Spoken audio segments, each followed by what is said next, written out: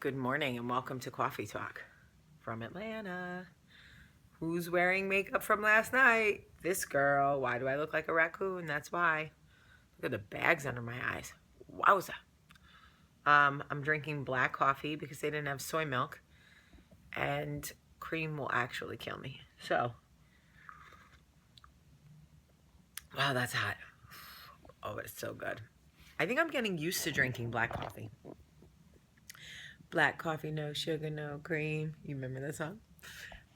Okay, so I have learned some of the most amazing things about narcissists, man, and sociopaths. But I'm trying to learn so much about them because I have a couple in my life and they are so destructive. Like when I tell you that narcissists slash sociopaths are people who do not see an issue with their actions, I am not kidding you. You have never met a breed of people who can deflect better than narcissist sociopaths. It's like they have a protection suit on, and anything you say to them about their behavior bounces off them and somehow lands back in your lap.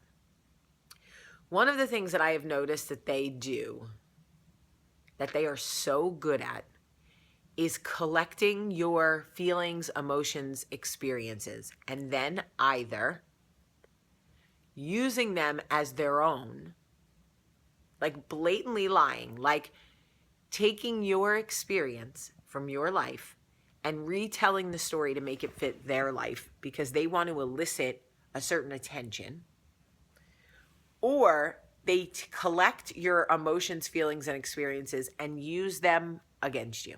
Literally throw it back in your face. I'll give you an example. And like in the weirdest times. I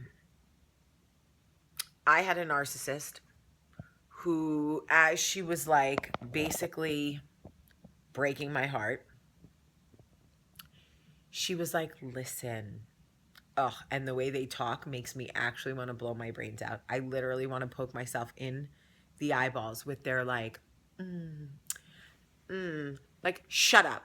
Stop talking to me like that. Don't patronize me unless you want me to actually toss you out of my house like a bowling ball. I digress.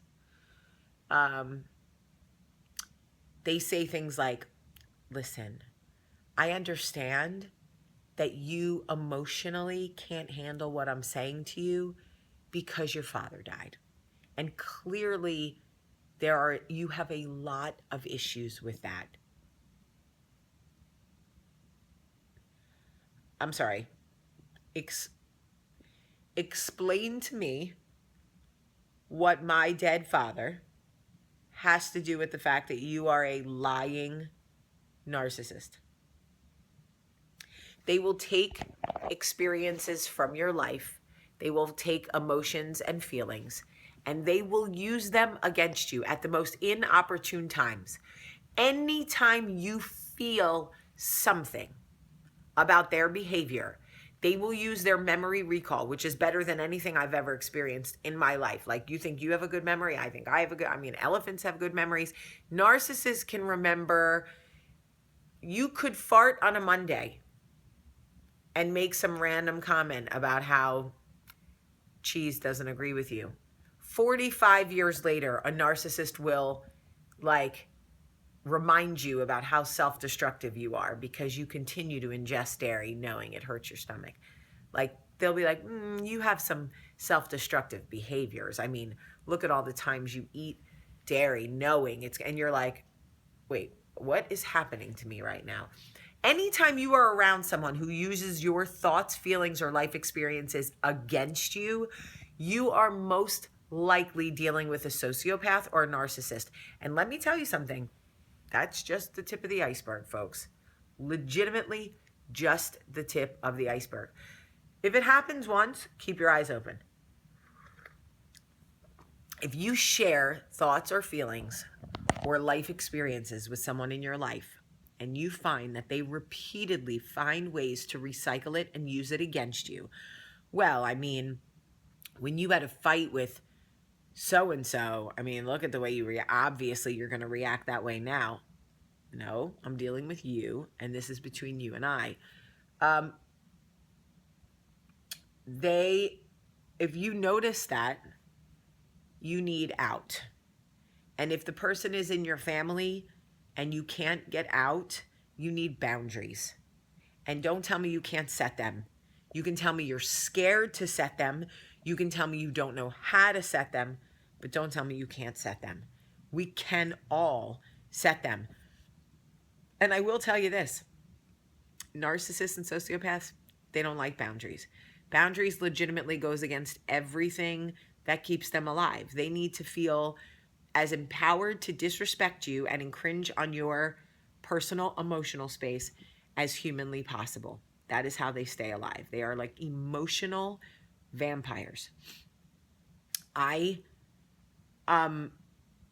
shared with one person who was my friend. I didn't realize she was such a sociopath. About a situation between me and one of my sisters. It didn't take her but a couple of months before she found a way to organically work my issue with my sister into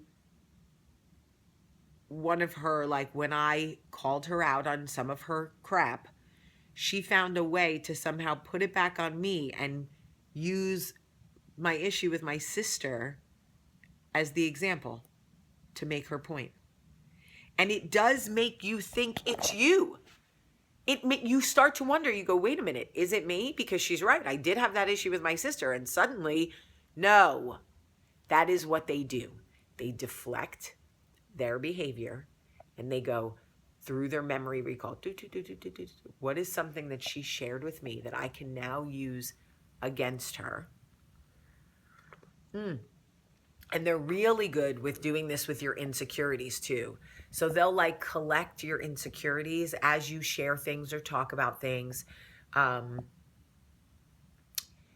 For example, this girl knew that like part of me struggled with the fact that I couldn't stop cursing, that I wanted to stop cursing, I just couldn't.